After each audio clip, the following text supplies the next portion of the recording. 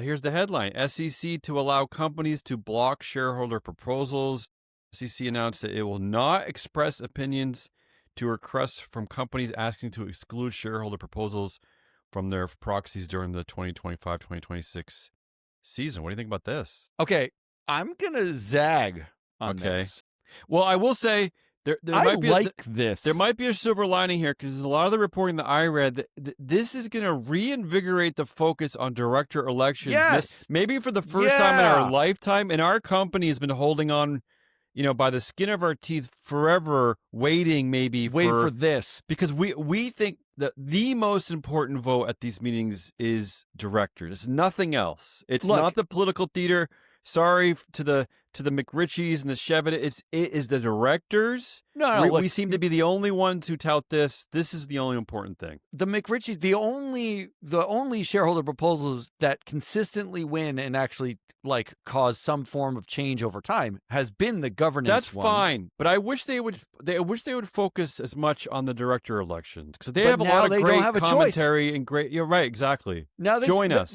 That's what I love. Join us. So, I'm not upset about this, mostly because, every time you're upset that a company doesn't do what you ask, you want Scope 3 carbon emissions disclosed, and you put up a shareholder proposal, and maybe they engage with you, or maybe they don't, depending on the size of your holdings, and let's say they do, and they say, oh, that's nice, that's a future thing for us, and you say, I'm going to put the proposal out. The proposal goes out, and you get 16% of the vote. You're feeling good because you didn't get 0% of the vote, but you didn't win. You lost pretty handily, and you feel good about it because you can go to your donors and say, look, we're making progress. And the company doesn't care because they don't actually have to do the thing. And everybody seemed to it seemed to be like a win-win. So the freak out here is that it's no longer a win-win, right? You can't do this anymore. But the question always has been, if the company were to, set some sort of Scope 3 carbon emissions target, if they were to set any sort of target, who is accountable for that target?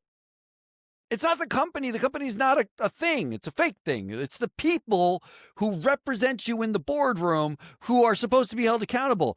No director has ever been voted out for missing a target. Let's not forget, 99% of the time, it feels like, in America at least, the CEO is on that board. So it's not like these are nebulous figures that don't have any say in the day-to-day operations of the company. The CEO, and often the CEO is the chair, but they're on that board. And when they are the chair, the lead independent director, the person, when they exist, who's supposed to represent your interests, because we're admitting the fact that the CEO and chair doesn't represent your interests. When the lead independent director's there, the average tenure of a lead independent director in this country is over 10 years. Meaning, is that true? They're basically insiders also. They're basically, what's the fucking point?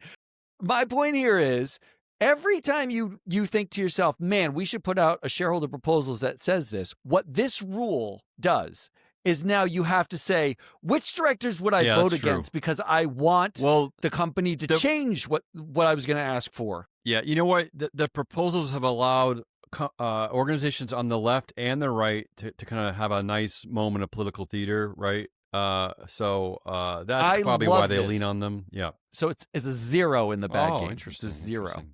And by the way, we see a lot of our colleagues in our industry. They're always supporting these these apps. Go to these apps. I don't even remember the name of them. Go to these dumb apps, and then they'll help you vote on the. It's just